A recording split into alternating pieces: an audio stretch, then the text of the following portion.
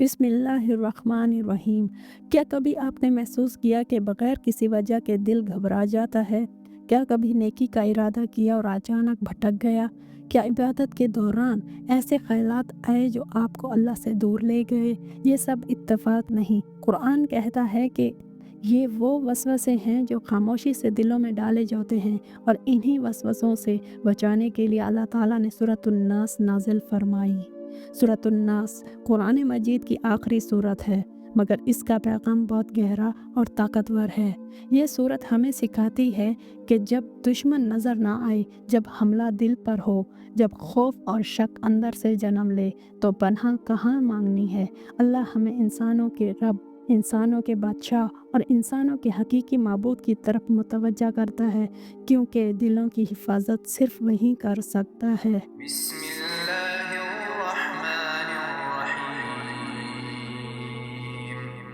قل أعوذ برب الناس। तर्जमा, कहो मैं पनाह मांगता हूँ इंसानों के रब। नंबर 1, दिल की खामोश जंग।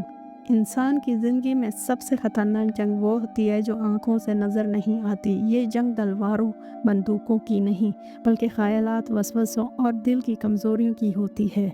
कभी दिल में शक पैदा होता है, कभी गुनाह खूबसूरत लगने लगता है, और कभी इबादत बोझ महसूस होने लगती है। सूरतुन नास इसी खामोश जंग के लिए नाजिल हुई। अल्लाह ताला हमें सिखाते हैं कि जब ये वसवसे आएँ तो कहाँ पनाह लेनी है। इंसान कमज़ोर है, ये अल्लाह की बनाई हुई फितरत है, मगर अल्लाह ये नहीं चाहते कि इंसान अकेला इस जंग को लड़े। ये सूरत हमें बताती है कि वसवसे आना गुनाह नहीं, लेकिन इनके आगे झुक जाना नुकसानदेह है। अल्लाह ने हमें एक मजबूत किला दिया है, अपनी पनाह। जब दिल बेचैन हो, ईमान कमज़ोर लगे या शैतान दिल में सरगोशी करे, तो सूरतुन नास हमें याद दिलाती है कि हिफाजत का दरवाज़ा अभी बंद नहीं हुआ। ये सूरत इंसान को कमज़ोर मानती है, मगर इसे बेसहारा नहीं छोड़ती। ملك الناس। इंसानों के बादशाह। नंबर 2, इंसानों का रब, बादशाह और माबूद। सूरतुन नास में अल्लाह ताला अपने 3 अजीम तारफ़ कराते हैं, रब, बादशाह और माबूद। ये तीनों अल्फाज इंसान की 3 बुनियादी ज़रूरतों को पूरा करते हैं।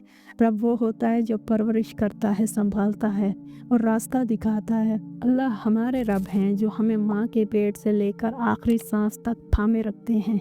जब ज़िंदगी बिखरने लगे तो रब को याद करना सुकून देता है। बादशाह वो होता है जिसके हुक्म के बगैर कुछ नहीं हो सकता। अल्लाह इंसानों के बादशाह हैं। दुनिया की कोई ताकत, कोई दुश्मन, कोई शैतान अल्लाह की इजाज़त के बगैर नुकसान नहीं पहुंचा सकता। ये यकीन खौफ को ख़त्म कर देता है।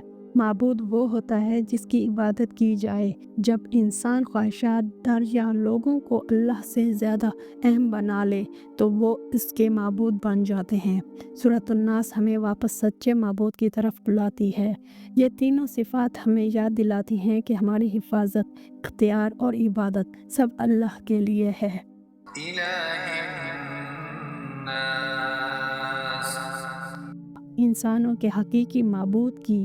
नंबर 3, वसवसा डालने वाला दुश्मन। सूरतुन नास हमें एक ऐसे दुश्मन से आगाह करती है जो नज़र नहीं आता, मगर असर बहुत गहरा रखता है। ये दुश्मन दिल में वसवसे डालता है, फिर छुप जाता है और दोबारा लौट आता है। शैतान का तरीका यही है, वो ज़बरदस्ती गुनाह नहीं करवाता, बल्कि आहिस्ता आहिस्ता दिल में ख्याल डालता है। पहले गुनाह छोटा लगता है, फिर मामूली और फिर आदत बन जाता है। सबसे ख़तरनाक बात यह है कि शैतान अल्लाह का नाम नहीं मिटाता, बल्कि अल्लाह की याद को टालता है। वो कहता है बाद में तौबा कर लेना, अभी वक्त है, सब ठीक हो जाएगा। सूरतुन नास हमें बताती है कि ये वसवसे सिर्फ जिन्नों से नहीं बल्कि इंसानों से भी आते हैं। बाज़ लोग अपनी बातों, मशवरों और रवैयों से हमें अल्लाह से दूर ले जाते हैं। ये सूरत हमें खबरदार करती है कि दुश्मन सिर्फ बाहर नहीं बल्कि दिल के अंदर भी हो सकता है। من شر الوسواس الخناس। इस वसवसा डालने वाले के शर से जो बार बार पलट कर आता है। कुरान करीम ने सूरत इनाम में बताया है कि शैतान जिन्नात में से भी होते हैं और इंसानों में से भी। البتہ شیطان جو جنات میں سے ہیں وہ نظر نہیں آتا اور دلوں میں وسوسہ ڈالتا ہے، لیکن انسانوں میں سے جو شیطان ہوتے ہیں وہ نظر آتے ہیں اور ان کی باتیں ایسی ہوتی ہیں کہ انہیں سن کر انسان کے دل میں طرح طرح کے برے خیالات اور وسوسے آ جاتے ہیں۔ اس لیے آیت کریمہ میں دونوں قسم کے وسوسے ڈالنے والوں سے پناہ مانگی گئی ہے۔ ان آیتوں میں اگرچہ شیطان کے وسوسہ ڈالنے کی طاقت کا ذکر فرمایا گیا ہے، لیکن اللہ تعالیٰ کی پناہ مانگنے کی تلقین کر کے یہ بھی واضح فرما دیا گیا ہے کہ اللہ تعالیٰ کی پناہ مانگنے اور اس کا ذکر کرنے سے وہ پیچھے ہٹ جاتا ہے۔ نیز سورۃ النساء میں فرمایا گیا ہے، اس کی چالیں کمزور ہیں اور اس میں اتنی طاقت نہیں ہے کہ وہ انسان کو گناہ پر مجبور کر سکے۔ سورۃ ابراہیم میں خود اس کا اعتراف اللہ تعالیٰ نے نقل فرمایا ہے کہ مجھے انسانوں پر کوئی اقتدار حاصل نہیں۔ یہ تو انسان کی ایک آزمائش ہے کہ وہ انسان کو بہکانے کی کوشش کرتا ہے، لیکن جو بندہ اس کے بہکائے میں آنے سے انکار کر کے اللہ تعالیٰ کی پناہ مانگ لے تو شیطان اس کا کچھ بھی نہیں بگاڑ سکتا۔ قرآن کریم کا آغاز سورہ فاتحہ سے ہوا تھا، جس میں اللہ تعالیٰ کی حمد و ثنا کے بعد اللہ تعالیٰ ہی سے سیدھے راستے کی ہدایت کی دعا کی گئی ہے، اور اختتام سورۃ الناس پر ہوا ہے، جس میں شیطان کے شر سے پناہ مانگی گئی ہے، کیونکہ سیدھے راستے پر چلنے میں اس کے شر سے جو رکاوٹ پیدا ہو سکتی تھی اسے دور کرنے کا طریقہ بتا دیا گیا ہے۔ اللہ تعالیٰ ہم سب کو نفس اور شیطان دونوں کے شر سے اپنی پناہ میں رکھے، آمین ثم آمین۔ نمبر 4، حفاظت کا مضبوط قلعہ۔ اللہ تعالیٰ نے ہمیں بے دفاع نہیں چھوڑا۔ سورۃ الناس ایک مضبوط قلعہ ہے جو ایمان کی حفاظت کرتا ہے۔ نبی صلی اللہ علیہ وسلم خود اس سورت کو صبح شام پڑھتے تھے اور بیمار ہونے پر اپنے جسم پر دم کرتے تھے۔ یہ سورت ہمیں سکھاتی ہے کہ اصل طاقت اللہ کی پناہ میں ہے، نہ کہ اپنی عقل یا طاقت میں۔ جب انسان اللہ کی طرف جھکتا ہے تو شیطان کمزور ہو جاتا ہے۔ یہ دعا ہمیں عاجزی سکھاتی ہے۔ ہم اللہ کے سامنے مان لیتے ہیں کہ ہم کمزور ہیں، ہمیں حفاظت چاہیے، اور اللہ ایسے بندے کو کبھی خالی نہیں لوٹاتے۔ سورۃ الناس صرف الفاظ نہیں بلکہ ایک روحانی ڈھال ہے۔ یہ ہمیں یاد دلاتی ہے کہ ہر وسوسے کا جواب اللہ کی یاد ہے۔ جو شخص اس سورت کو سمجھ کر پڑھتا ہے وہ صرف زبان سے نہیں بلکہ دل سے اللہ کی پناہ میں آ جاتا ہے۔ الذي يوسوس في صدور الناس جو لوگوں کے دلوں میں وسوسے ڈالتا ہے۔ من الجنة والناس خواہ وہ جنوں میں سے ہو یا انسانوں میں سے۔ نمبر 5، آخری پیغام اور زندگی کا سبق۔ سورۃ الناس قرآن کی آخری سورت ہے، مگر اس کا پیغام زندگی بھر کے لیے ہے۔ یہ ہمیں بتاتی ہے کہ انسان کی اصل جنگ آخری سانس تک جاری رہتی ہے۔ دنیا کی آزمائشیں ختم ہو سکتی ہیں مگر دل کی آزمائش ہمیشہ باقی رہتی ہے۔ اسی لیے قرآن کا اختتام ایک دعا پر ہوتا ہے، اللہ کی پناہ مانگنے کی دعا۔ یہ سورت ہمیں سکھاتی ہے کہ کامیاب وہ نہیں جو کبھی نہیں گرتا، بلکہ وہ ہے جو ہر بار اللہ کی طرف پلٹ آتا ہے۔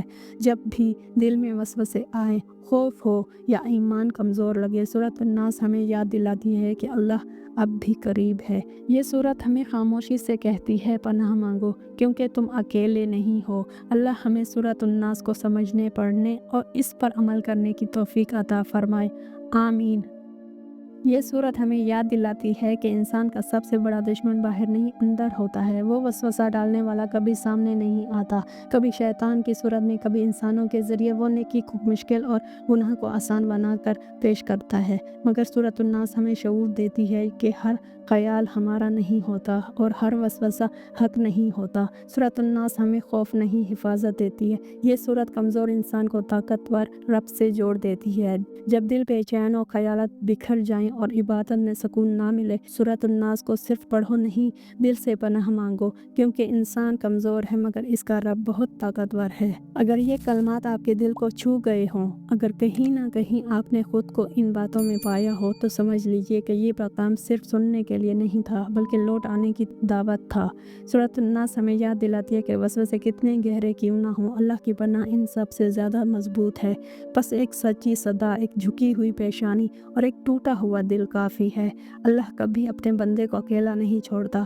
اگر یہ پیغام فائدہ مند لگا ہو تو اسے آگے پہنچائیں، شاید کسی اور کے دل کو بھی وہ سکون مل جائے جس کی اسے تلاش ہے۔